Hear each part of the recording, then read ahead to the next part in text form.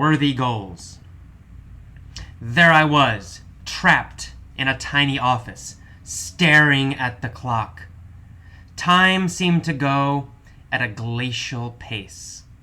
I turned back to the computer, put my hands on the keyboard, and stared at the screen. I sat like that for hours, doing no work. But if someone walked by my office, it looked like I was working on the computer. Day after day, I did the same mind-numbing routine. It was the most miserable job I've ever had, working for IBM. Is it possible to make a living in an honest, inspiring, interesting way?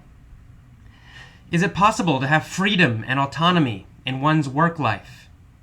Does work have to be boring and degrading? Last night I watched the movie Office Space, a comedy about office workers. It was very funny because it was so true. As I watched, I remembered my experiences working for IBM many years ago. The movie captured the sterility, the numbness, and the pointlessness perfectly. Sadly, most jobs are like this. Most jobs, in my opinion, are factories of degradation. The worker's spirit and soul are crushed. Over time, people who work in such jobs become empty, depressed, heartless, and boring. Hakim Bey once wrote that work is the most oppressive force we face, the greatest source of misery in our lives. This has certainly been true for me. I hated my job at IBM. I hated the sterility. I hated the insincerity. I hated the drab offices. I hated the boredom and humiliation. Since then, I've been on a quest for a better livelihood. I've been searching and searching for a good job, for something I love to do. I found that in teaching English. I love doing it. I love working with the students. They excite and inspire me. I love my time in the classroom. Being an English teacher is much better than working for IBM, but it's still not what I consider a right livelihood. As an employee, I must still follow administrators' rules. I must still use their textbooks, even when I think they are terrible. As an employee, there is always an element of humiliation, always a whiff of command and control.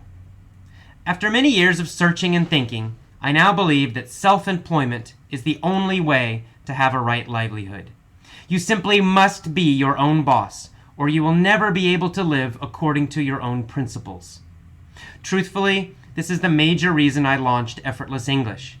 I was sick of teaching the way other people wanted me to teach, sick of using useless textbooks, and sick of expensive schools that failed their students.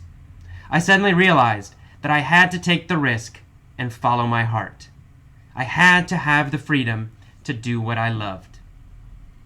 It's a little scary when you start to pursue your dream. There are no guarantees. People tell you that you are crazy. The specter of failure always hangs over you. For the first time in your life, you and only you are responsible. Completely responsible. I once read that a worthy and powerful goal should both terrify and inspire you. If you don't feel both excitement and scared, it's probably not a worthy goal. I agree. Perhaps you also have big dreams. Maybe you also dream of starting your own business, or writing a book, or going on a great adventure, or asking out a girl or a guy, or studying abroad. Perhaps you've hesitated to try because actually pursuing the dream terrifies you. Or maybe the fear of failure scares you. If so, you should realize that this is good. The fear is good. Your terror is a good sign. It means you have chosen a worthy goal. My best advice to you is to accept that fear. Accept it, but don't let it stop you. Whatever your dream, be terrified, but don't give up. Be terrified and then do it. Because the best antidote to fear is action.